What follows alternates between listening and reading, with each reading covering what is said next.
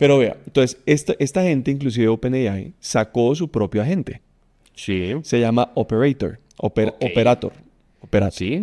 Y ese agente tiene una capacidad diferente a la que tiene ChatGPT. Es decir, es ChatGPT Con agente. en Entonces, esteroides. imagínense que usted tiene ChatGPT, con lo que hoy en día la mayoría de las personas interactúa, y no es solamente ChatGPT, ¿cierto? Digamos, estamos hablando de Gemini, de Llama, de Cloud, también de ChatGPT, por supuesto. Pero entonces, ¿qué pasa? A esos modelos de lenguaje le están poniendo un agente al lado.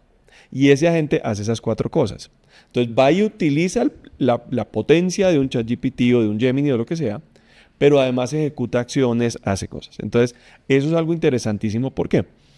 Por lo que usted decía al principio. Estos agentes se pueden comportar como seres humanos. ¿Sí? Entonces, ¿qué pasa? Pero la ventaja suave, ¿cuál es? No me asuste a la